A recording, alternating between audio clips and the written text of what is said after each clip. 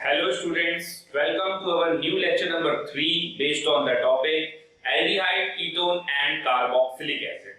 इस चैप्टर का आज तीसरा लेक्चर है। पिछले लेक्चर नंबर 2 में हम लोगों ने नेम रिएक्शन के नाम पर एल्डोल कंडेंसेशन, एल्डोल रिएक्शन और क्लेजन-श्मिट रिएक्शन कंप्लीट किया था। और मैंने आपसे कहा भी था कि जब तक ये नेम रिएक्शन चल रहा है, एल्डिहाइड कीटोन में ही सबसे ज्यादा नेम रिएक्शन है, और जब तक ये नेम रिएक्शन चल रहा है तो ये लेक्चर्स मोस्ट इंपॉर्टेंट है। तो आज हम अपने नेम रिएक्शन के दूसरे लेक्चर और चैप्टर के तीसरे लेक्चर की तरफ चलते हैं। तो पिछले टर्म में हम लोगों ने क्लेजन-श्मिट तक कंप्लीट कर लिया था पिछली क्लास में। इस लेक्चर में हम लोग चलते हैं अगले टॉपिक की तरफ, क्लेजन कंडेंसेशन। और ये क्लेजन-श्मिट पिछली बार किया था और अब की बार है क्लेजन-ईस्टर कंडेंसेशन। तो क्लेजन-ईस्टर कंडेंसेशन नाम से ही सबको समझ में आ रहा है कि ईस्टर का कंडेंसेशन होगा। तो चलिए देखते हैं। तो क्लेजन-ईस्टर कंडेंसेशन में ईस्टर की रिएक्शन सोडियम एल्कोक्साइड के साथ होती है और प्रोडक्ट बनता है बीटा कीटो ईस्टर। ओके। और ये ईस्टर कैसा होना चाहिए? तो ईस्टर के पास अल्फा हाइड्रोजन होना चाहिए, हैविंग अल्फा हाइड्रोजन। तो ऐसा ईस्टर लेना है जिसके पास अल्फा हाइड्रोजन। उसकी रिएक्शन सोडियम एल्कोक्साइड के साथ होगी तो क्या बनेगा? Beta keto ester. चलिए देखते हैं रिएक्शन। तो रिएक्शन और उसकी मैकेनिज्म अपने को समझनी है। तो जैसे मैं इथाइल एसीटेट ले लेता हूं, ये ईस्टर इथाइल एसीटेट। तो इथाइल एसीटेट की रिएक्शन मुझे करानी है सोडियम एल्कोक्साइड से, तो मैं सोडियम इथॉक्साइड ले लेता हूं और इसके साथ कराऊंगा तो क्या बनना चाहिए? Beta keto ester. ओके। तो चलिए इसकी मैकेनिज्म के थ्रू समझते हैं कि आखिर ये प्रोडक्ट कैसे बना होगा बीटा कीटो ईस्टर। प्रोडक्ट कैसे बनने वाला है, चलिए देखते हैं। तो सबसे पहले इस ईस्टर की रिएक्शन इसी एल्कोक्साइड से होगी और एल्कोक्साइड में ये जो आप देख रहे हैं RO- ये बेस का काम करेगा। तो CH3COO C2H5 इसकी रिएक्शन होगी C2H5O-, किसकी तरह काम करेगा? Act as base. तो अगर बेस की तरह काम करेगा तो ये रिएक्शन कौन सी हो जाएगी? Acid base reaction. ऐसा क्यों बोला मैंने? क्योंकि इस CH3 का एक H यहां से निकलेगा और ये H इसको मिल जाएगा। और जैसे एल्डोल में बनता है ना कार्बोनेट, बिल्कुल वैसे यहां पर भी आप बना दो। तो यहां बन जाएगा CH2- C OC2H5। ये बन गया आपका कार्बेनाइल और साथ में बन गया इथाइल अल्कोहल। ओके। ये था पहला स्टेप। अब दूसरे स्टेप में क्या होगा?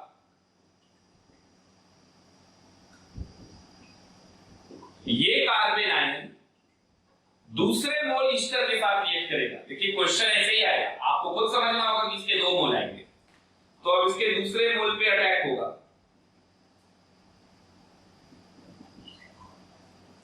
तो कार्बेनाइन कहां अटैक करता है?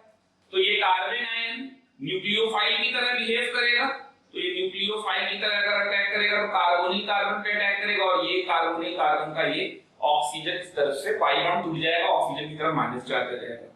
तो आप इसको जोड़ दीजिए। आप तो इसको कैसे जोड़ेंगे आप? CH3CO- यहां लगा है OC2H5 और इसके आगे से ये वाला पार्ट पूरा जोड़ दीजिए CH2 C_O OC2H5। ओके। अब क्या होगा? अब होगा यहां पर रेजोनेंस। तो रेजोनेंस कैसे होगा? ये lone pair of an atom to a bond, तो यहां से लीविंग ग्रुप ये हटेगा क्योंकि यही वीक बेस है। तो ये वाला लीविंग ग्रुप हट जाएगा। तो अगर ये वाला लीविंग ग्रुप हट जाएगा तो इथॉक्साइड आयन, क्योंकि हम तो इथॉक्साइड का अल्कोहल बना चुके हैं, तो इथॉक्साइड आयन हमें वापस भी करना है एज अ बेस, तो ये हम वापस भी कर देंगे देंगे क्योंकि ये एज अ कैटलिस्ट होता है स्मॉल अमाउंट में और यहाँ पर रिएक्शन में बेस की तरह काम करता है। ओके, तो इथॉक्साइड आयन हट भी जाएगा और ये क्या बन जाएगा, फिर से एक ईस्टर बन जाएगा OC2H5 यहां लगा देंगे। अब आप देख सकते हैं इसको बोलेंगे बीटा कीटो ईस्टर, यही बीटा कीटो ईस्टर है और साथ में इथॉक्साइड आयन अलग हो गया। ओके, बीटा कीटो ईस्टर नाम कैसे पड़ा, ये पूरा फंक्शनल ग्रुप, तो ये वाला कार्बन अल्फा और ये वाला कार्बन बीटा, तो बीटा कार्बन कैसा है keto, beta keto ester, functional group की वजह से ईस्टर।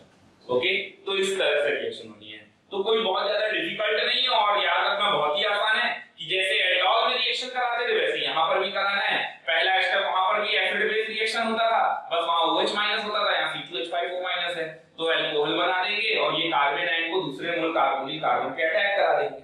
ओके, तो ये ऊपर वाला स्टेप कौन सा था, स्टेप नंबर 1, स्टेप नंबर 1 जो था इसको लिख लेते हैं स्टेप नंबर 1 और इसको लिख लेते हैं स्टेप नंबर 2। तो स्टेप नंबर 1 क्या था, आप ध्यान से देख सकते हैं स्टेप 1 क्या बोलेंगे आप, acid base reaction. Step 1 is acid base reaction. Okay, and step 2 कौन सा था बताइए, स्टेप नंबर 2 ये न्यूक्लियोफाइल की तरह बिहेव कर रहा है कि नहीं, और ये कार्बोनिल कार्बन पे, तो nucleophilic addition reaction, nucleophilic addition reaction, तो step number 2 nucleophilic addition reaction. Okay, note कर लेंगे। अगर यही 2 मोल ईस्टर की बजाय एक ही मोल में ईस्टर आ जाए, यानी अगर मैं इसका intramolecular Claisen condense Easter condensation पढ़ूं तो वो कैसा होगा, इसके इंट्रामॉलिक्यूलर को एक नया नाम दिया गया है और उसी को बोलते हैं डायकमैन रिएक्शन। तो नेक्स्ट हेडिंग डाल देंगे डायकमैन रिएक्शन, डायकमैन रिएक्शन। तो ये एक तरीके से क्लेजन ईस्टर कंडेंसेशन का इंट्रामॉलिक्यूलर फॉर्म है, ठीक है, तो लिखेंगे it is the intramolecular reaction of Claisen Easter condensation, Claisen Easter condensation का इंट्रामॉलिक्यूलर है। तो अब मुझे 2 मोल ईस्टर नहीं लेने, बल्कि मैं क्या करूं, एक ही कंपाउंड लूं और उसमें 2 फंक्शनल ग्रुप ईस्टर के होने चाहिए, जैसे हम लोगों ने इंट्रामॉलिक्यूलर एल्डोल कंडेंसेशन देखा था, तो बिल्कुल उसी तरीके से। तो देखिए यहां पर इंट्रामॉलिक्यूलर अगर आपको बिल्कुल वैसा ही लेना है तो आपको क्या करना चाहिए, ये ईस्टर लगा लीजिए इस तरीके से और इसकी रिएक्शन फिर से RO माइनस यानी कि C2H5ONA से करा दीजिए। ओके, तो चलिए फिर से चलते हैं मैकेनिज्म के ऊपर और देखते हैं मैकेनिज्म के थ्रू। तो इसी क्वेश्चन को मैं मैकेनिज्म के थ्रू सॉल्व कर देता हूं। तो हम लोग देखिए यहां पर क्या करते हैं, सबसे पहले H+ आयन किसको दे रहे थे, बेस को। तो ये बेस किस तरीके से टूटेगा, ये बेस तो ब्रेक है, ये आयनिक फॉर्म में C2H5O- Na+ में है, तो यहां से किसी भी एक से, क्योंकि अल्फा हाइड्रोजन इसके पास भी है, अल्फा कार्बन ये है, अल्फा कार्बन ये है, तो अल्फा हाइड्रोजन तो दोनों के पास है, तो किसी भी एक से अल्फा हाइड्रोजन आप निकाल दीजिए। जब आप अल्फा हाइड्रोजन निकालोगे तो इस पे प्लस आएगा और इस पे क्या आ जाएगा, माइनस। ये अल्फा हाइड्रोजन इसके साथ कंबाइन हो जाएगा, ये अल्फा हाइड्रोजन C2H5O- के साथ कंबाइन हो जाएगा और क्या बना देगा, C2H5OH। और ये कार्बन आयन जो बन गया, ये कार्बन आयन अटैक करेगा इस कार्बोनिल कार्बन पर। तो देखिए क्या बन गया, यहां पर आ जाएगा O- OC2H5। ओके, और इसके बाद ये कार्बन कार्बन और ये बॉन्ड जुड़ गया इसके साथ, और इसके साथ क्या लिखा हुआ है, COO-OC2H5 और साथ में बन गया C2H5OH एल्कोहल। ये पहला स्टेप बिल्कुल वैसे ही हो गया। अब सेकंड स्टेप पे आ जाते हैं, तो इसको 5 मेंबर्ड रिंग बना दें। कितने मेंबर रिंग बन रही है, 5 कार्बन लगे ना, तो इसको 5 मेंबर्ड रिंग बना लेते हैं। तो 5 मेंबर्ड रिंग, बल्कि इधर ही दिखा देते हैं इसी को, तो 5 मेंबर्ड रिंग बना लेते हैं इसको। ये हमने बना दिया 5 मेंबर्ड रिंग। और इस 5 मेंबर्ड रिंग से किसी भी एक कार्बन से आप क्या करो, ये 5 मेंबर्ड रिंग में किसी भी एक कार्बन से O माइनस और एक OC2H5 निकाल दो। तो मैंने यहाँ O माइनस और यहाँ पर OC2H5 निकाल दिया। ये कार्बन ऑक्सीजन से जुड़ेगा OC2H5, और जहां पर ये कार्बन है उस कार्बन के बगल वाले कार्बन पे आ जाइए, उससे क्या निकाल दीजिए, C डबल बॉन्ड OC2H5। ये लिखते वक्त याद रहे कि ये COC2H5 रिंग में नहीं है, तो इस तरीके से है। अब देखिए आगे क्या होगा। तो आगे आपको क्या करना है, रेजोनेंस। तो अब आप ये जब रेजोनेंस करेंगे, बिल्कुल यहाँ पर जैसे आपने किया था वैसे ही कर रहा हूं मैं। ये बन गया, देखिए रेजोनेंस करेंगे वो C2H5 निकल जाएगा। तो ये lone pair of an atom to a bond होगा और ये multiple bond to an atom होगा, तो ये OC2H5 निकल जाएगा। तो क्या बन जाएगा, फिर से 5 मेंबर रिंग बना दीजिए, 5 मेंबर रिंग। और इस 5 मेंबर रिंग में, इस 5 मेंबर रिंग में आपको क्या करना है, यहां पर तो डबल बॉन्ड O दिखा देना है। OC2H5 निकल गया है, OC2H5 निकल गया है, यहां पर डबल बॉन्ड दिखा दिया, उसके बगल वाले पे C डबल बॉन्ड हो OC2H5। अब देखिए फिर से ये फंक्शनल ग्रुप हुआ। अगर ये फंक्शनल ग्रुप हुआ तो ये कार्बन अल्फा और ये वाला कार्बन बीटा, तो इसको भी आप क्या बोलेंगे, beta keto ester, beta keto ester. Okay, ये होता है डायटमैन रिएक्शन। इसके आगे एक स्टेप आपसे और पूछा जा सकता है डायटमैन में ही लगा के, वो क्या कि अगर इसकी रिएक्शन H+ आयन कोई एसिड दे दिया जाए, ओके, तो H+ आयन तो एग्जिस्ट करता नहीं है, तो ऑब्वियस सी बात है H+ आयन वाटर में होगा, तो वो क्या बन चुका होगा, H3O+, यानी water in presence of H+ ion. तो अगर इसकी एसिडिक मीडियम में हाइड्रोलिसिस की बात की जा रही है, तो अगर एसिडिक मीडियम में हाइड्रोलिसिस कर देंगे, तो किसी भी एसिड डेरिवेटिव की अगर आप हाइड्रोलिसिस करेंगे तो वो एसिड में कन्वर्ट हो जाएगा। एसिड में कन्वर्ट होने के बाद जहां पर आपने ईस्टर लगाया है, बस वहां पर आपको क्या लगाना है, एसिड लगा देना है। तो ये C डबल बॉन्ड O और यहां पर आ जाएगा C डबल OH और साथ में एक मोल इथाइल अल्कोहल और बन जाएगा यहां पर जब आप हाइड्रोलिसिस कराएंगे, तो C डबल OH और C2H5OH। तो ये क्या बन गया आपका, carboxylic acid, carboxylic acid, beta keto, beta keto साथ में, बीटा कीटो कार्बोक्सिलिक एसिड, क्योंकि अभी भी अल्फा और ये रहा बीटा, तो बीटा कीटो कार्बोक्सिलिक एसिड। तो ये थे दो name reaction, okay, Claisen Easter condensation और दूसरा था डायटमैन रिएक्शन, नोट कर लेंगे यहां तक। तो चलते हैं अपने अगले रिएक्शन पे, और अगली रिएक्शन भी बहुत ज्यादा इंपॉर्टेंट है, कैनी-जारोज रिएक्शन। नेक्स्ट हेडिंग डाल देंगे आप, कैनी-जारोज रिएक्शन। ओके, तो देखिए कैनी-जारो रिएक्शन में क्या होता है, तो पहले कुछ इंपॉर्टेंट पॉइंट्स हैं, पहले उनको समझ लेते हैं।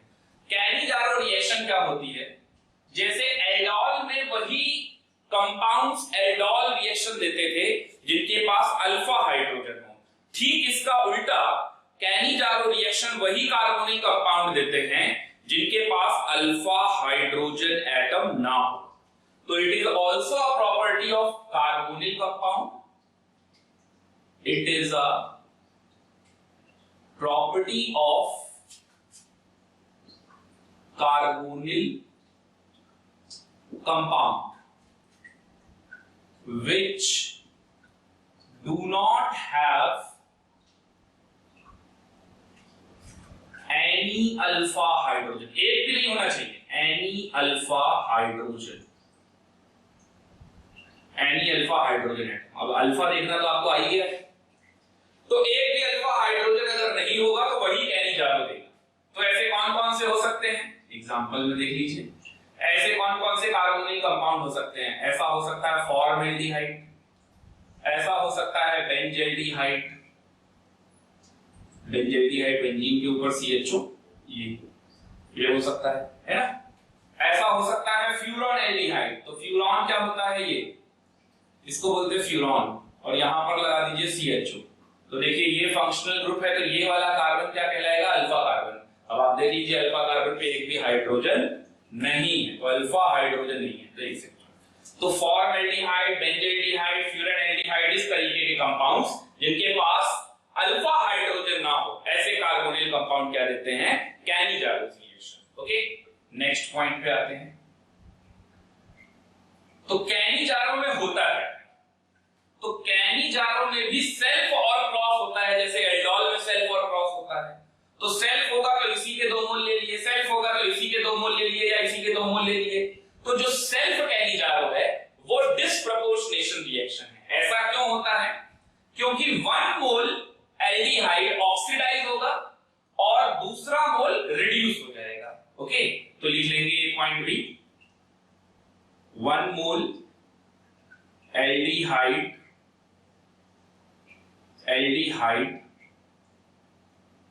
ऑक्सीडाइजेस। अब अगर एल्डिहाइड ऑक्सीडाइज होगा तो एसेंट सीरीज और डीसेंट सीरीज आपको पता होनी चाहिए। किसी भी एल्केन का ऑक्सीडेशन करेंगे तो एल्कोहल, एल्कोहल का ऑक्सीडेशन करेंगे तो एल्डिहाइड कीटोन, और एल्डिहाइड का ऑक्सीडेशन करेंगे तो कार्बोक्सिलिक एसिड। इसी तरीके से डीसेंट सीरीज पे आते हैं। ये थी एसेंट सीरीज, एल्केन से एसिड तक।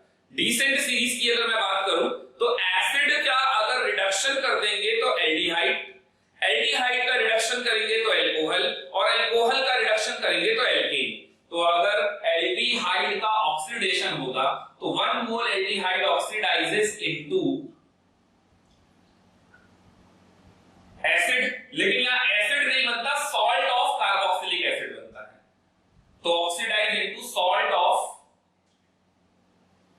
Carboxylic acid, while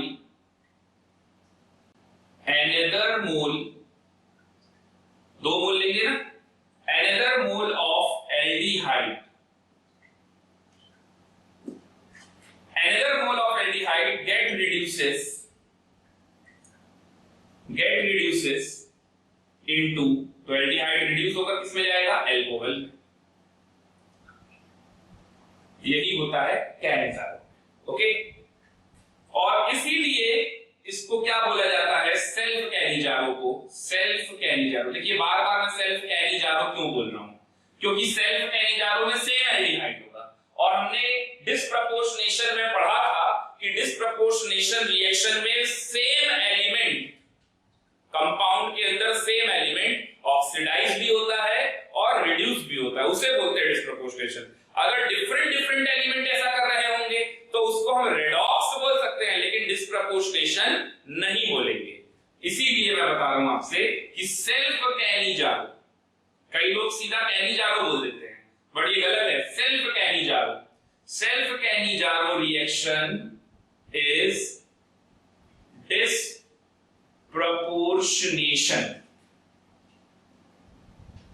disproportionation reaction. Okay, जबकि क्रॉस कैनिजारो में क्या होगा, जैसे क्रॉस एक फॉर्मल्डिहाइड ले लिया, एल्डिहाइड ले लिया, तो इसमें से या तो ये ऑक्सीडाइज होगा तो ये रिड्यूस होगा, या तो ये ऑक्सीडाइज होगा तो ये रिड्यूस होगा। तो ये काम दोनों डिफरेंट कार्बन अपने अपने कंपाउंड में कर रहे हैं। तो क्रॉस कैनिजारो कभी भी डिस्प्रपोर्शनेशन नहीं हो सकता, तो वो क्या हो सकता है, रेडॉक्स हो सकता है, क्योंकि उसमें ऑक्सीडेशन एंड रिडक्शन दोनों है। ओके, तो अगला पॉइंट भी लिख लेंगे, क्रॉस कैनिजारो, क्योंकि मैं आपको एल्डोल पढ़ा चुका हूं तो अभी आपको ये सारी बातें समझ में आ रही होंगी। तो cross Cannizzaro is a redox reaction. Okay, अब ये रिएक्शन किसकी प्रेजेंस में होती है, तो this reaction occurs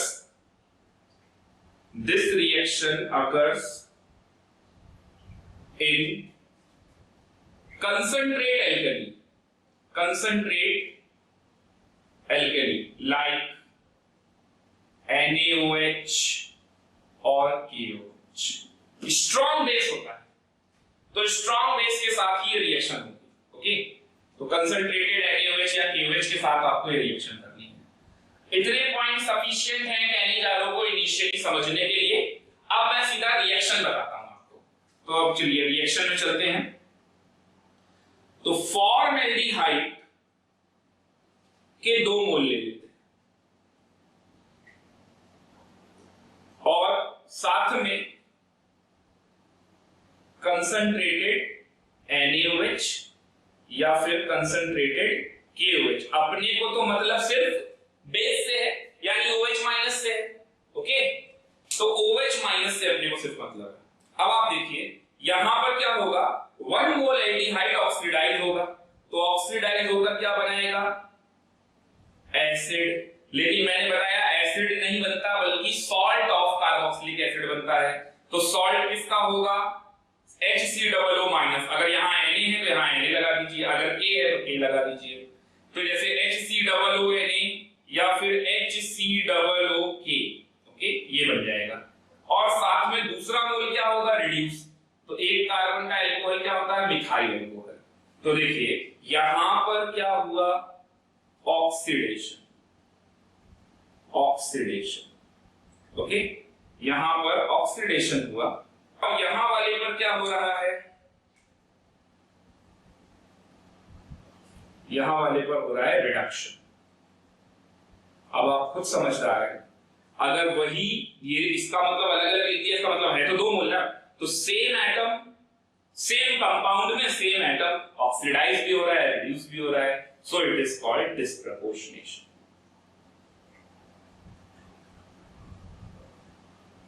disproportionation, okay. अब जरा इसकी मैकेनिज्म भी देख लेते हैं, और फिर जैसे एल्डोल में पढ़ा था हमने रेट, ऑर्डर, काइनेटिक्स, वैसे ये सारी भी देखने हैं। तो चलिए देखते हैं, नेक्स्ट स्टडी डाल देंगे इसी में आगे, मैकेनिज्म।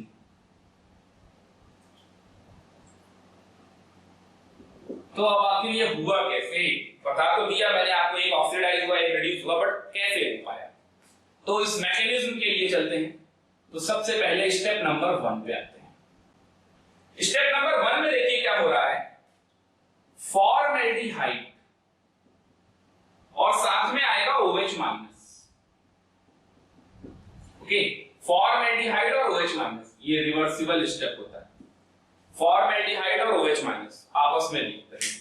तो देखिए यहां पर इसके पास अल्फा हाइड्रोजन तो है नहीं, अगर अल्फा हाइड्रोजन होता तो एल्डोल की तरह वो एसिडिक हाइड्रोजन इसको मिल जाता, तो वाटर निकल जाता। अब यहां पर नहीं है, तो ये OH माइनस किसकी तरह काम करेगा, एक्ट एज न्यूक्लियोफाइल। तो ये न्यूक्लियोफाइल की तरह काम करेगा। तो न्यूक्लियोफाइल की तरह अगर काम करेगा तो न्यूक्लियोफाइल में ये न्यूक्लियोफाइल कहां अटैक करेगा, कार्बोनिल कार्बन पे। तो कार्बोनिल कार्बन पे अटैक करेगा तो ये डबल बॉन्ड टूट जाएगा, यानी ये क्या बन जाएगा, HCO माइनस, यहां पर H और यहां पर OH। इसको मैं बोल देता हूं एनायन, ये एनायन बन जाएगा, ओके।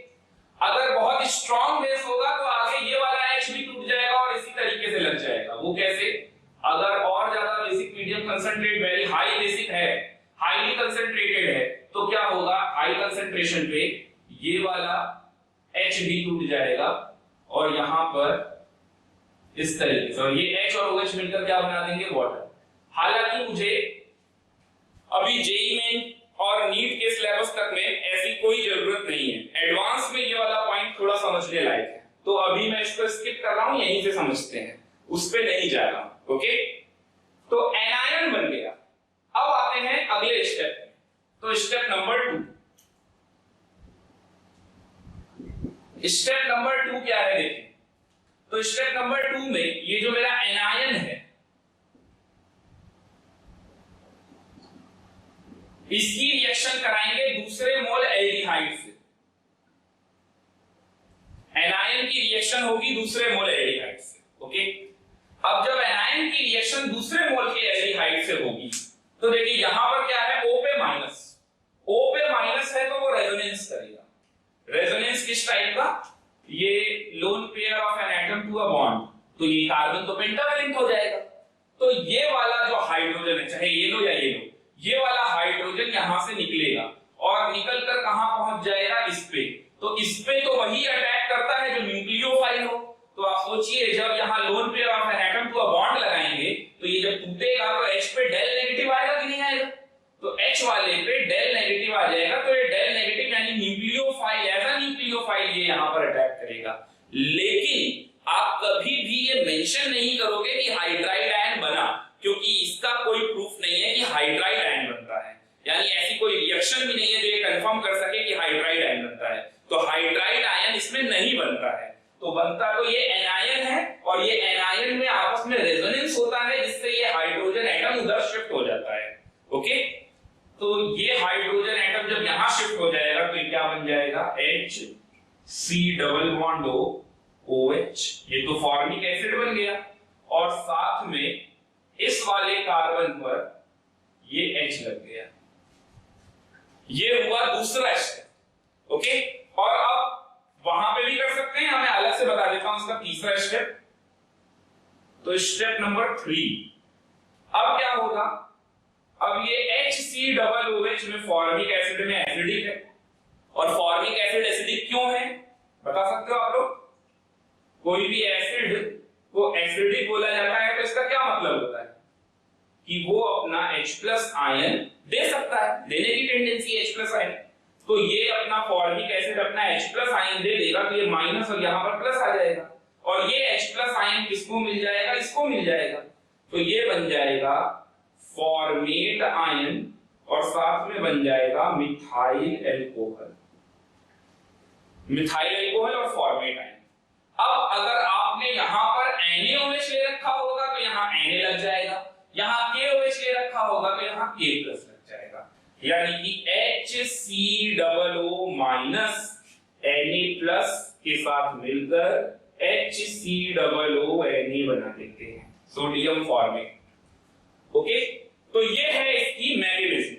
अब मैकेनिज्म तो आपने समझ ली, ओके, बट मैकेनिज्म के बाद अगर आपको काइनेटिक्स पे जाना है, अगर ऑर्गेनिक में फिजिकल केमिस्ट्री लगानी है, तो स्लो स्टेप फास्ट स्टेप का पता होना बहुत जरूरी है। तो देखिए, एनायन का अटैक एल्डिहाइड पे जो होता है वही होता है स्लो स्टेप, सबसे स्लो स्टेप यही है, यानी ये हमारा क्या है, rate determining step, RDS, rate determining step. यानी रिएक्शन का रेट किस पर डिपेंड करेगा, इस वाले स्टेप पर डिपेंड करेगा। ओके, इसमें स्टेप नंबर 1 क्या था, तो ये न्यूक्लियोफाइल इस पर अटैक कर रहा है, तो स्टेप नंबर 1 को आप क्या बोलोगे, न्यूक्लियोफिलिक एडिशन रिएक्शन लिख लेंगे। तो स्टेप नंबर 1 है nucleophilic addition reaction. Okay, step number 2 क्या है, तो यहां हुआ रेजोनेंस और ये ग्रुप इसके ऊपर अटैक किया, कार्बोनिल कार्बन पे अगर कोई अटैक करता है तो वो न्यूक्लियोफाइल अटैक करता है, तो ये भी हो गया nucleophilic addition, nucleophilic addition reaction. Okay, और ये लास्ट में अगर आप इसको भी स्टेप नंबर 3 गिन रहे हैं, हालांकि होता क्या है, ये H तुरंत लग जाएगा उस पे, इसके लिए कोई स्टेप बनाने की जरूरत नहीं है, फिर भी अगर आप यहां से एक नया स्टेप समझना चाहते हैं, तो ये क्या हो गया, ये एसिड है, इसने अपना H+ आयन दिया, तो ये क्या हो गया, बेस। ये अगर एक्ट कर रहा है, एक्ट एज एसिड, तो ये किसकी तरह एक्ट कर रहा है, एक्ट एज अ बेस। तो ये कौन सा हो गया, step number 3 is called acid base reaction, acid base reaction. Okay, जिससे ये सॉल्ट बन गया और ये अल्कोहल बन गया। जरूरी नहीं है हर एसिड बेस रिएक्शन में सॉल्ट और वाटर पड़े। ओके, तो सॉल्ट और वाटर से फिल्म में बनता है, जिस एसिड में H हो और जिस बेस में OH हो, यहां तो नहीं है। तो ये 10th क्लास से थोड़ा ऊपर आ जाएगा कि हर acid base reaction salt plus water नहीं देती। ओके, तो यहां तक नोट कर लेंगे और अब हेडिंग डालेंगे काइनेटिक्स। तो अब अपने को रेट लॉ बनाना है, तो यहां तक नोट कर लीजिए जल्दी से। तो काइनेटिक्स क्या है, रिएक्शन का रेट डायरेक्टली प्रोपोर्शनल है रेट डिटरमाइनिंग स्टेप के, और रेट डिटरमाइनिंग स्टेप यानी कि slow step, second step, step number 2। Okay, तो rate R is equal to K, R is equal to K, formaldehyde का कंसंट्रेशन, एक्टिव मास, और दूसरा anion. आप चाहो तो एल्डिहाइड और एनायन भी लिख सकते हो, और जब मैंने इधर वाला एल्डिहाइड लिख दिया है तो मैं इधर भी लिख ही दे रहा हूं, एनायन पूरा बना दे रहा हूं। ये हो गया स्टेप नंबर 1, ये इक्वेशन नंबर 1 हो गया। Okay, equation number 1।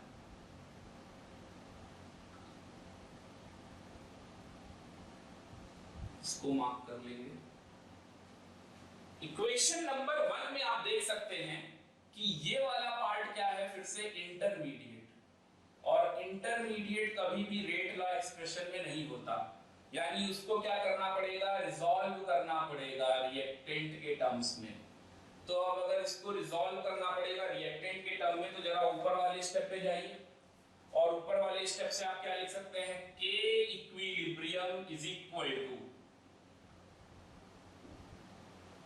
K equilibrium is equal to, ये जो एनायन का कंसंट्रेशन है ये अपॉन फॉर्मेल्डिहाइड का कंसंट्रेशन और OH माइनस आयन का कंसंट्रेशन।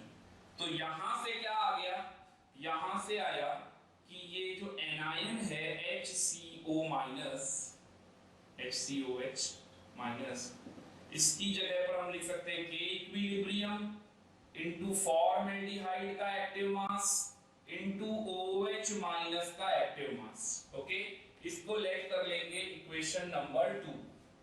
तो अब आप देखिए इक्वेशन नंबर 2 में ये जो एनायन है, इसको मैं बोल दे रहा हूं एनायन, ओके, ताकि बोलना आसान रहे। ये एनायन के कंसंट्रेशन की जगह पर स्टेप इक्वेशन नंबर 1 में ये पूरा स्टेप 2 लगा सकते हैं, ये वाला, तो नया रेट लॉ एक्सप्रेशन बन जाएगा, और वो रेट लॉ क्या बनेगा, R is equal to K formaldehyde, ऐसे लिख दे रहा हूं formaldehyde.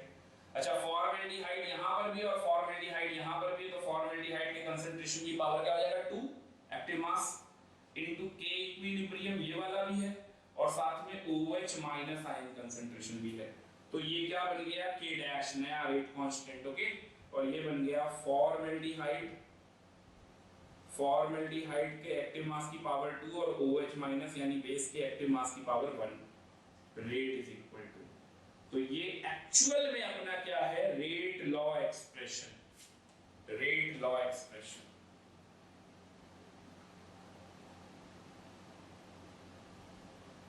Rate law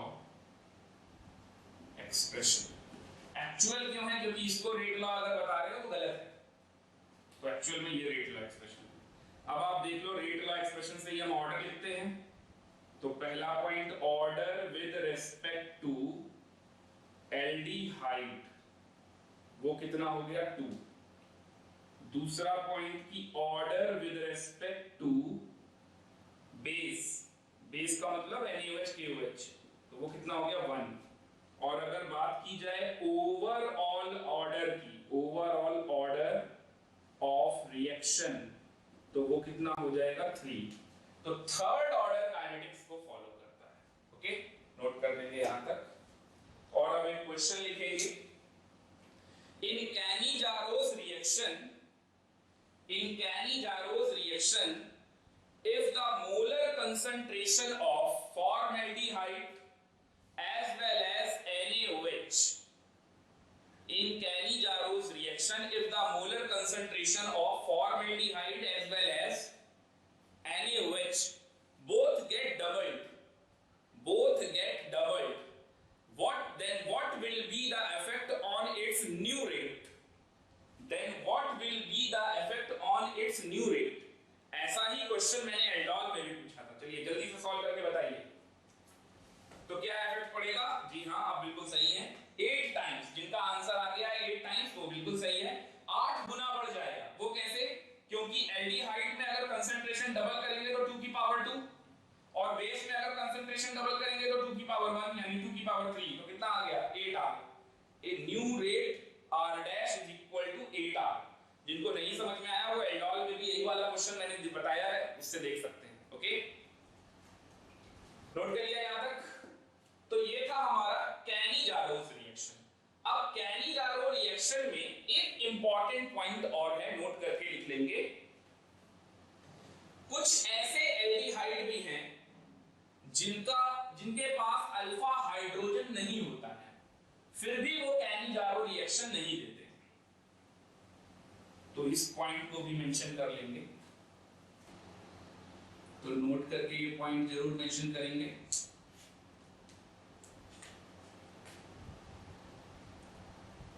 Few aldehyde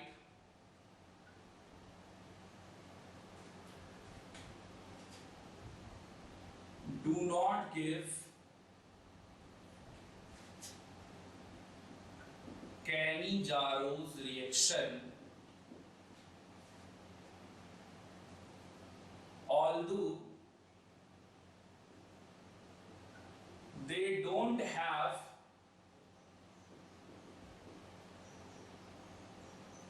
alpha hydrogen, although they don't have alpha hydrogen. तो ऐसा कौन सा है जिसके पास अल्फा हाइड्रोजन नहीं है, एल्डिहाइड है, और फिर भी वो कैनिजारो नहीं दे रहा? तो ये तो जो हम लोगों ने स्टार्टिंग में पढ़ा था कि वो एल्डिहाइड जिनके पास अल्फा हाइड्रोजन ना हो वो कैनिजारो देते हैं। तो वो एल्डिहाइड जिनके पास अल्फा हाइड्रोजन ना हो वो भी कुछ ऐसे हैं जो कैनिजारो नहीं देते। तो जरा जान लेते हैं ऐसे कौन कौन से हैं भाई।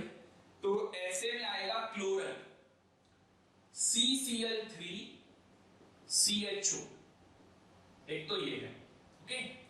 और कौन सा नहीं देता? और जैसे अब ऐसे तो बहुत सारे बन सकते हैं, मैं आपको कॉन्सेप्ट बता देता हूं। जैसे आप बेंजल्डिहाइड ले लो पहले तो, और इस बेंजल्डिहाइड के पैरा पोजीशन पे आप OH लगा दो, एक ये कंपाउंड हो जाएगा। या फिर आप बेंजल्डिहाइड के पैरा पोजीशन पे जाकर कोई भी स्ट्रॉन्ग प्लस आई प्लस एम का ग्रुप लगा दो, जैसे O-, जैसे कि NH-, कोई भी अगर आप स्ट्रॉन्ग प्लस आई प्लस एम का ग्रुप लगाते हो तो सभी कैनिजारोस रिएक्शन नहीं देंगे। ये बहुत इंपॉर्टेंट पॉइंट है, खास करके ये एडवांस पॉइंट ऑफ व्यू से बहुत ज्यादा इंपॉर्टेंट है। जेईई एडवांस में बहुत ज्यादा इस पे फोकस किया जा सकता है, इससे क्वेश्चन भी बन सकते हैं। तो देखिए मैं पहले वाले का रीजन बता देता हूं, क्लोरल आखिर क्यों नहीं देता। देखिए आप फंक्शनल ग्रुप है, ये अल्फा कार्बन है, अल्फा कार्बन है बट अल्फा हाइड्रोजन नहीं है, फिर भी नहीं दे रहा। तो CCl3 CHO, इसके पास अल्फा कार्बन तो है, अल्फा हाइड्रोजन नहीं है, लेकिन ये कैनिजारो नहीं दे रहा। क्यों नहीं दे रहा चलिए देखते हैं।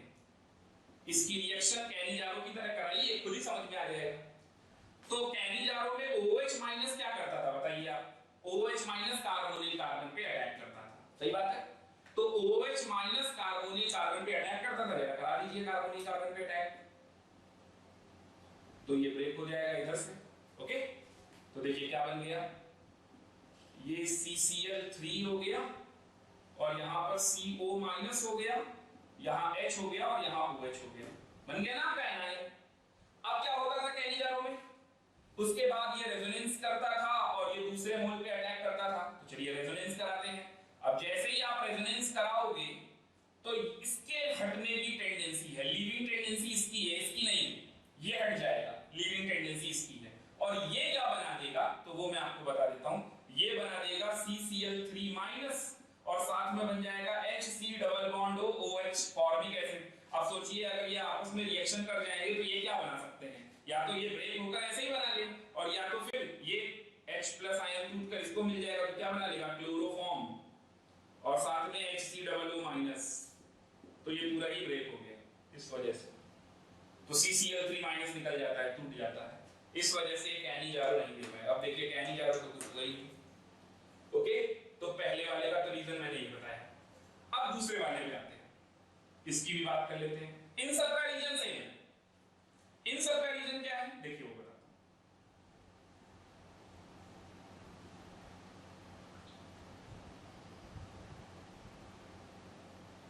ये बेंजल्डिहाइड पे पैरा पे OH लगा रखा है, चलिए फिर से वही काम करते हैं, OH- as a nucleophile attack कराते हैं। तो देखिए आखिर आप मेरे को ये बताइए ये न्यूक्लियोफाइल यहां पर अटैक क्यों करता है? क्योंकि ये न्यूक्लियोफाइल कार्बोनिल कार्बन पे इसलिए अटैक करेगा क्योंकि ये यहां से मूव कर सकता है, डेल पॉजिटिव डेल नेगेटिव आ सकता है, तो ये क्या करेगा, ये यहां पर अटैक कर जाता है, यही तो बात है ना। लेकिन जैसे ही ये न्यूक्लियोफाइल इस पर अटैक करने जाएगा, यहां डेल पॉजिटिव आएगा, तो ये अटैक कर ही नहीं पाएगा क्योंकि यहां वाले ग्रुप का +I और +M दोनों है, तो ये इलेक्ट्रॉन डेंसिटी बढ़ाएगा रिंग की, तो ये इलेक्ट्रॉन डेंसिटी प्रोवाइड करेगा, और जब ये इलेक्ट्रॉन डेंसिटी देगा तो इसका डेल पॉजिटिव कैसा हो जाएगा, न्यूट्रलाइज। यानी अगर यहां पर न्यूट्रलाइज होगा तब तक ये अटैक ही नहीं कर सकता। तो जब तक इस कार्बन पे स्ट्रॉन्ग डेल पॉजिटिव नहीं आएगा तब तक ये न्यूक्लियोफाइल उस पर अटैक नहीं करेगा, और यहां पर स्ट्रॉन्ग डेल पॉजिटिव कभी ये सभी ग्रुप बनने ही नहीं देंगे। ये जितने भी ग्रुप हैं ये सभी ग्रुप क्या कर रहे हैं, ये सभी ग्रुप +I और +M दे रहे हैं, प्लस आई और प्लस एम दे रहे हैं, तो अगर ये प्लस आई और प्लस एम देंगे तो ये कभी भी यहाँ पर डेल पॉजिटिव बनने ही नहीं देंगे, और अगर डेल पॉजिटिव नहीं बनने देंगे तो ये अटैक नहीं कर पाएगा। यानी आंसर क्या आया, नो कैरी जारो, नो रिएक्शन, ये अटैक ही नहीं करेगा। तो ये इंपॉर्टेंट पॉइंट है, इनको नोट कर लीजिए। ओके, और अब हम आगे बढ़ते हैं अपने टॉपिक पे, क्रॉस कैरी जारो रिएक्शन। तो नेक्स्ट हेडिंग डाल दीजिएगा,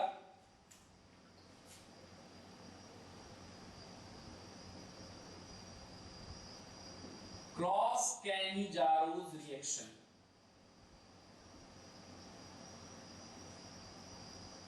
अब ये क्रॉस कैनिजारो में क्या होगा, तो चलिए ये भी समझ लेते हैं। क्रॉस कैनिजारो में तो इसमें दो डिफरेंट एल्डिहाइड होने चाहिए। जैसे मैं एक ले लूं फॉर्मल्डिहाइड, तो मैं दूसरा ले लूं बेंजल्डिहाइड, और इसकी रिएक्शन वही बेसिक मीडियम से करा दीजिए, कंसंट्रेट बेस। ओके, तो अगर इससे कराऊंगा तो क्या होगा, अभी भी क्या होने वाला है, एक मोल एल्डिहाइड ऑक्सीडाइज होगा, दूसरा मोल रिड्यूस होगा। अच्छा, इस क्वेश्चन में अगर मुझसे कोई बोलता है कि पॉसिबल नंबर ऑफ प्रोडक्ट्स बताओ, तो फिर से एल्डोल की ही तरह याद रखिएगा, 4 बन जाएंगे।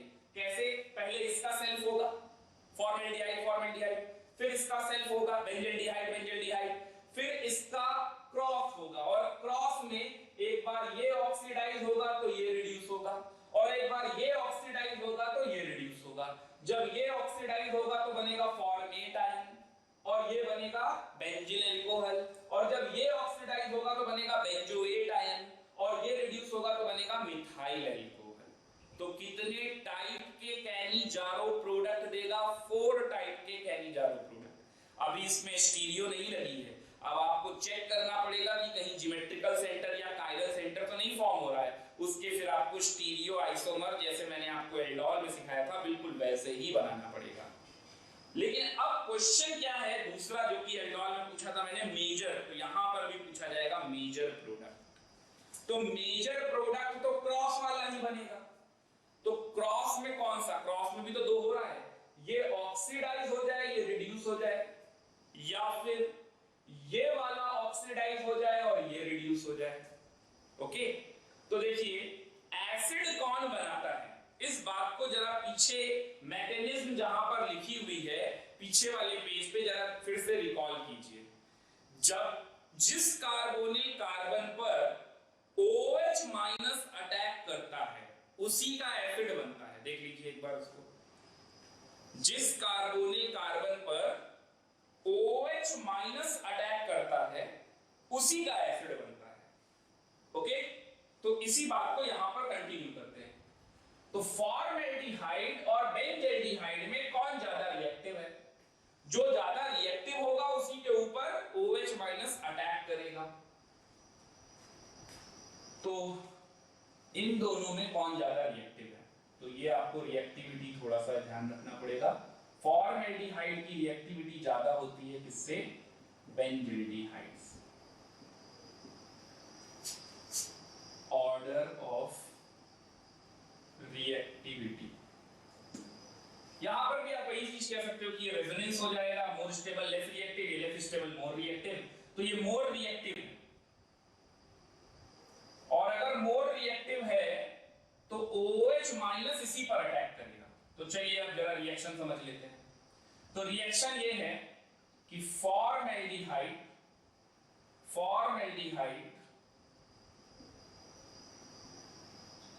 पे अटैक करेगा OH माइनस। अब मैं इसका आंसर बता रहा हूं आपको सीधा, फॉर्मल्डिहाइड पे अटैक करेगा OH माइनस, तो ये OH माइनस इस कार्बोनिल कार्बन पे अटैक करेगा और ये इधर चला जाएगा, और फिर यही वही सारी चीजें बनना चालू हो जाएंगी, ये O माइनस, यहाँ H, यहाँ पर OH, और फिर क्या होगा, अब मैं आपको ये सारा डायरेक्ट बता दे रहा हूँ, अब स्टेप 1, स्टेप 2, स्टेप 3 नहीं लिखाऊंगा। अब क्या होगा, अब इसकी रिएक्शन आप करा दो बेंजल्डिहाइड से। तो बेंजल्डिहाइड से जब आप इसकी रिएक्शन कराओगे तो क्या होगा, यहाँ से resonance, lone pair of an atom to a bond, है ना, और ये वाला ग्रुप यहाँ से टूटेगा और ये टूटकर कहाँ लगेगा, यहाँ पर, और ये निकल जाएगा।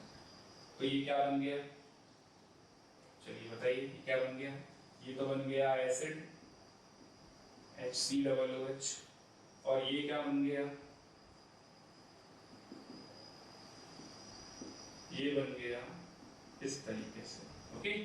और बाद में ये एसिड का H+ आयन इसको मिल जाएगा, यानी अपना फाइनल प्रोडक्ट क्या होगा, HCOO- और साथ में क्या होगा, बेंजीन अल्कोहल। तो फॉर्मेट आयन बन जाएगा और बेंजीन अल्कोहल बन जाएगा, ओके। ये है major product,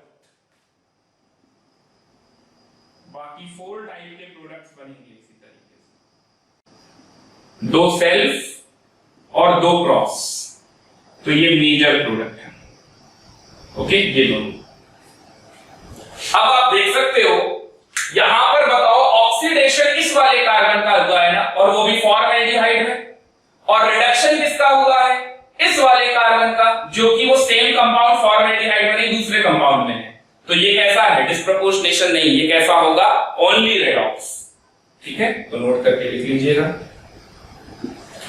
it is a redox reaction, not disproportionation.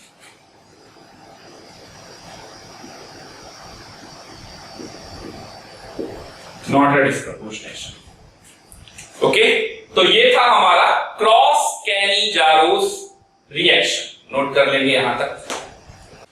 तो चलते हैं अगले टॉपिक पे, इंट्रामॉलिक्यूलर कैनी-जारोस रिएक्शन। जैसे एल्डोल में था इंट्रामॉलिक्यूलर, ऐसे कैनी-जारो में भी इंट्रामॉलिक्यूलर है। अब इंट्रामॉलिक्यूलर का मतलब क्या होगा, विद इन वन, यानी एक ही में हमें 2 कार्बोनिल ग्रुप मिल जाएंगे। तो इसके लिए एक रिएक्शन लिख लेंगे, जैसे CHO, तो CHO और CHO क्या बन गया, ग्लाइऑक्सल। CHO क्या बन गया, ग्लाइऑक्सल। और इसकी रिएक्शन कंसंट्रेट बेस यानी OH- के साथ कर देंगे, कंसंट्रेट। इसका मतलब ये कैसा है, इंट्रामॉलिक्यूलर कैनी-जारो। और आप देख सकते हैं इसके पास अल्फा हाइड्रोजन नहीं है, अल्फा हाइड्रोजन तो छोड़ो, अल्फा कार्बन ही नहीं है, सिर्फ फंक्शनल ग्रुप CHO है ना। तो अब इसको बिना मैकेनिज्म के सॉल्व करेंगे, क्योंकि सारे क्वेश्चन मैकेनिज्म तो आपको पढ़ा ही दिया है, बट हर क्वेश्चन को आपको मैकेनिज्म से सॉल्व नहीं करना है। अब क्वेश्चन है जेईई मेंस लेवल का, नीट लेवल का, अब आप उसमें मैकेनिज्म लगाओगे तो क्या मतलब है। हाँ, अगर जेईई मेंस में अगर कोई क्वेश्चन ही ऐसा दे दिया जाए जो मैकेनिज्म से सॉल्व हो रहा है, नीट के एग्जाम में कोई क्वेश्चन ही ऐसा आ गया जो मैकेनिज्म से सॉल्व हो रहा है, तो वहां लगाएंगे, हर क्वेश्चन में थोड़ी ना मैकेनिज्म लगाएंगे। तो देखिए ये ग्लाइऑक्सल में आपको पता है कैनी-जारो में क्या होता है, एक मोल ऑक्सीडाइज तो दूसरा मोल रिड्यूस, बस यही काम करना है आपको। एक कार्बोनिल को उठाकर आप ऑक्सीडाइज करा दो, तो ऑक्सीडाइज किस में होगा, एसिड में, और एसिड बनता नहीं है तो सॉल्ट बनता है। तो यहाँ NaOH होगा तो सोडियम सॉल्ट, के होगा तो पोटेशियम सॉल्ट। तो यहाँ पर ये वाला COO- बन जाएगा, ऑक्सीडाइज हो गया। और दूसरे वाले को क्या कराना है आपको, इस वाले को क्या कराना है, इस वाले को आपको कराना है रिड्यूस। तो रिड्यूस कराना है तो एक कार्बन का अल्कोहल बनाएंगे तो CH2OH लगेगा, वैसे तो CH3OH है, इसकी एक वैलेंसी लग रही है ना, तो CH2OH। अब यहाँ Na होता तो यहाँ Na लगा देते, यहाँ K होता तो K लगा देते, अगर नहीं है तो ऐसे ही रहने दो। तो ये बन गया आपका प्रोडक्ट, ओके। तो इंट्रामॉलिक्यूलर कैनी-जारो में इस तरीके से चलेगा, one mole get oxidises while another mole get reduces, okay। Next reaction में आ जाते हैं हम लोग, और अगली रिएक्शन का नाम है Tollens reaction. Tollens reaction, Tollens reagent अलग होता है, वो टेस्ट ऑफ एल्डिहाइड कीटोन जब आएगा तब पढ़ेंगे। टॉलेंस रिएक्शन अलग है।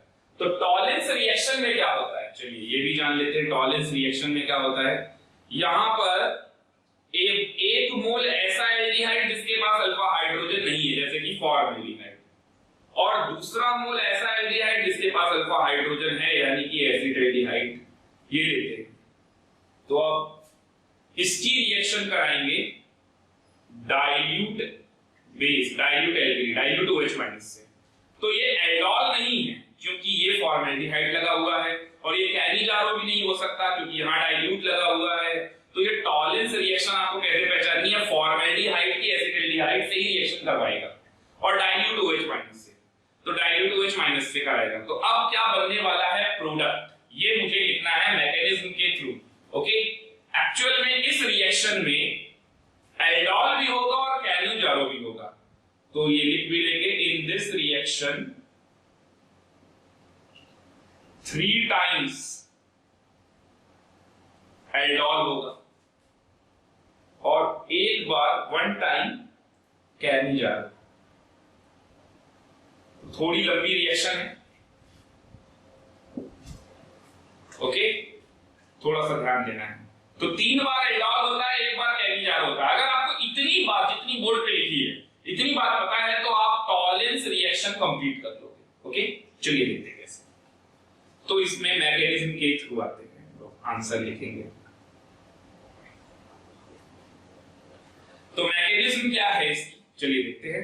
तो सबसे पहले डाइल्यूट एल्कली है, तो डाइल्यूट एल्कली OH माइनस को चाहिए एसिड H+, कौन देगा ये? तो सबसे पहली रिएक्शन होगी एसिटाल्डिहाइड की OH माइनस के साथ। ओके, तो ये OH माइनस के साथ जब रिएक्शन होगी ना, तो ये अपना H दे देगा और H देके यहां से वाटर निकल जाएगा, तो ये बन जाएगा कार्बन आयन। ये बन गया आपका कार्बन आयन। ओके, अब ये कार्बन आयन अटैक करेगा फॉर्मेल्डिहाइड पे, तो कार्बन आयन ये अटैक करेगा फॉर्मेल्डिहाइड पे। तो देखिए ये न्यूक्लियोफाइल की तरह बिहेव करेगा, तो न्यूक्लियोफाइल कहां अटैक करता है? कार्बोनिल कार्बन पर। तो ये वाला कार्बन का डबल बॉन्ड ऑक्सीजन टूट जाएगा, पाई बॉन्ड उधर चला जाएगा, तो ये क्या बन गया आपका CH2O-। तो ये कंपाउंड बन गया CH2O-। ओके, और ये C से क्या जुड़ा हुआ है? Single bond CH2, C double bond OH। तो ये देखिए ये 1 टाइम आपने एल्डोल कराया और फिर ये कार्बन आयन इस पे अटैक कर गया, तो ये 1 टाइम एल्डोल हुआ। ओके, अब ये दूसरी बार फिर से एल्डोल कराइए, बिल्कुल सेम एज इट इज, यही रिपीट करना है आपको। तो अगर आप फिर से यही रिपीट करके लाएंगे तो अब क्या होने वाला है तो वो देख लेंगे। तो अब इसके बाद यहां पर पूरा नहीं आ पाएगा तो मैं यहां नोट करूंगा, आप लोग उतना मार्जिन लेके चलिएगा। ओके, तो अब यहां पर क्या होगा, फिर से OH माइनस अटैक करेगा, तो OH माइनस डाइल्यूट वाला, तो OH माइनस अगर अटैक करेगा तो क्या होगा, ये वाला H फिर से निकल जाएगा यहां से और निकल कर क्या बना देगा? वाटर। तो यहां पर क्या आ जाएगा? माइनस, तो CH2O पे माइनस, ये CH minus, C double bond OH।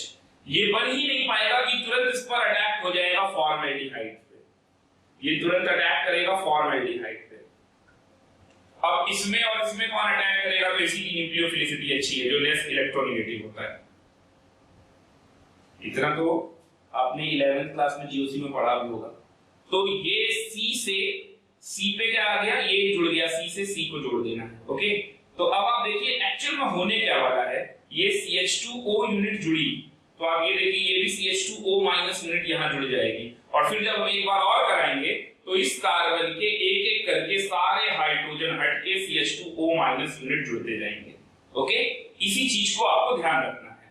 तो देखिए अगला इसके आगे क्या बनने वाला है, तो इसके आगे बनने वाला है CH2O माइनस, तो ये था सिंगल बॉन्ड, ये CH हो गया और यहां से क्या जुड़ गया? यहां से भी जुड़ गया CH2O माइनस, ये वाला पूरा, और ये single bond C double bond OH, ये बन गया।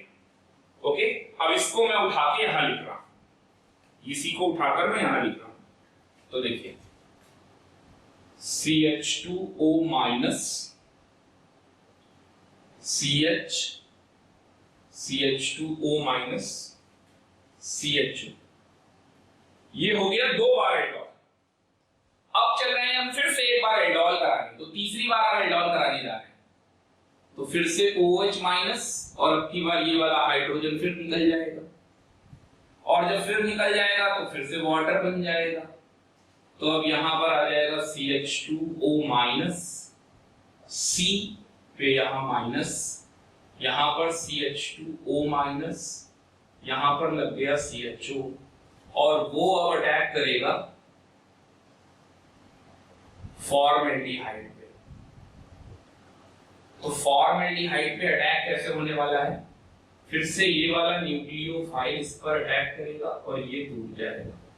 तो देखिए प्रोडक्ट क्या बनने वाला है, प्रोडक्ट बनेगा CH2O माइनस, यहां से स्टार्ट कर रहा हूं मैं, फिर C, यहां CH2O माइनस, फिर ये C, इससे इसको जोड़ दे रहा हूं CH2O माइनस, और फिर इधर जोड़ दे रहा हूं C डबल बॉन्ड OH। ये हो गया 3 टाइम्स एल्डोल। ओके, अब क्या करना है, अब इसकी रिएक्शन फिर से 1 मोल फॉर्मेल्डिहाइड के साथ कराएंगे। जरा आप ध्यान दीजिए कितने मोल फॉर्मेल्डिहाइड आप यूज कर चुके हैं। तो एक बार आपने यहाँ किया, फिर यहाँ किया, फिर यहाँ किया, तो 3 बार तो एल्डोल कराने में कर दिया, और अब आप चौथी बार फॉर्मेल्डिहाइड का यूज कर रहे हैं।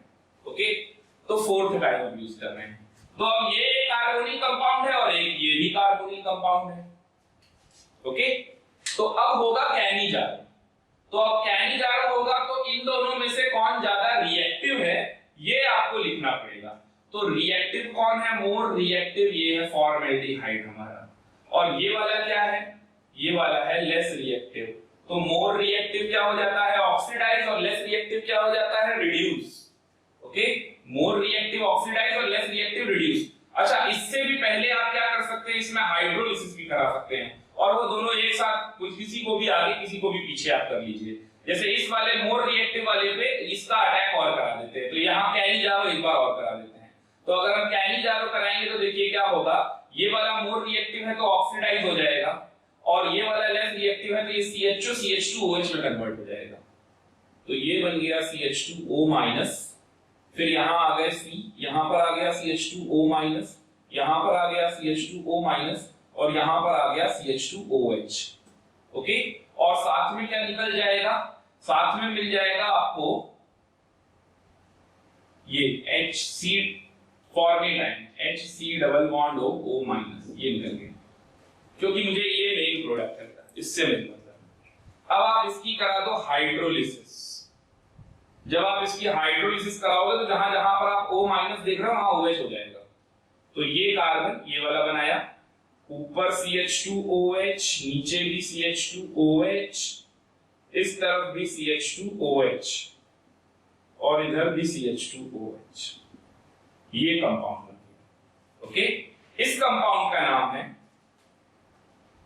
इरिथ्रिटॉल।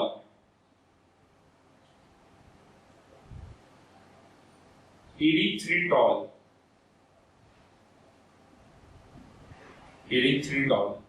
ओके, इसकी रिएक्शन पूछी जाती है नाइट्रिक एसिड से, ये मोस्ट इंपॉर्टेंट।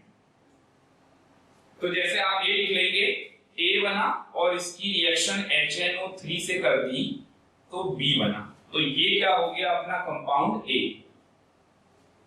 ओके, अब इसकी रिएक्शन HNO3 से कर देंगे, तो अगर आप HNO3 से करोगे तो यहां पर OH वाटर निकल जाएगा, H और OH वाटर निकल जाएगा, और यहां पर NO3 लग जाएगा। तो जो NO3 लगेगा वो क्या कैसे लगेगा, CH2ONO2, NO3 को ऐसे लिख सकता हूं ना मैं, फिर ये C, फिर यहां पर भी CH2ONO2, यहां पर भी CH2ONO2, और यहां पर भी CH2ONO2। ओके, ये बन जाएगा। अब आप ऐसे लिखो, या फिर आप देखो यहां पर कार्बन कितने हैं, 1 2 3 4 और मिड में 5, तो ये कंपाउंड ऐसा कुछ बन जाएगा। ओके, और इस कार्बन के साथ ये रहा सेंटर वाला कार्बन, और आप देखेंगे यहां पर ये रहा कार्बन, तो यहां पर आपको क्या लगाना है, ONO2, सब जगह आपको क्या लगा देना है, ONO2। इस कंपाउंड का नाम है, दोनों एक ही है, चाहे आप किसी को भी बोलिए, ये दोनों सेम है, बस मैंने वो लाइन स्ट्रक्चर बना दिया। इस कंपाउंड का नाम है PETN, और ये होता है हाईली एक्सप्लोसिव। अब ये PETN क्या होता है तो वो मैं आपको बता देता हूं। PETN का मतलब होता है पेंटा इरिथ्रिटॉल। इरिथ्रिटॉल टेट्रा नाइट्रेट, पेंटा इरिथ्रिटॉल टेट्रा नाइट्रेट, PETN। ओके, तो ये एडवांस लेवल में क्वेश्चन भी पूछ लिया जाता है, और ये डायरेक्ट बिना मैकेनिज्म के भी आपको आना चाहिए। तो ये क्वेश्चन जेईई मेंस में भी पूछा जा सकता है, मे बी पॉसिबल, इसके चांसेस कम है लेकिन आ सकता है। बट आपको पढ़ रहे हो तो आप पूरा पढ़ लो, ओके। तो इसको आप कैसे ध्यान रखेंगे कि टॉलेंस रिएक्शन है, फॉर्मेल्डिहाइड और एसिटाल्डिहाइड की डाइल्यूट एल्कली के साथ रिएक्शन होगी, तो आपको ध्यान रखना है 3 मोल एल्डोल होगा और 1 मोल कैलिजारो होगा। तो आप 3 मोल एल्डोल और 1 मोल कैलिजारो बना के यहाँ तक पहुंचेंगे। बल्कि ये आप लर्न ही कर लो तो बहुत अच्छा है कि 4 एक सेंटर में कार्बन रखना है और बाकी CH2OH लगा देना है। इसका मतलब यही होता है। लर्न कर लोगे तो इतना लंबा चौड़ा काम नहीं करना पड़ेगा। अदरवाइज ये सीख लीजिए तो बहुत ही अच्छी बात है, इससे अच्छा तो कुछ हो ही नहीं सकता। और उसकी रिएक्शन नाइट्रिक एसिड से कर देंगे तो फिर OH हटा के NO को लगा देंगे, ओके। तो ये है PETL, पेंटा एरिथ्रिटॉल टेट्रानाइट्रेट, नोट कर लेंगे यहाँ तक। तो आज का ये लेक्चर हम यहीं पे फिनिश करते हैं। आज के लिए इतना ही, ओके, थैंक यू।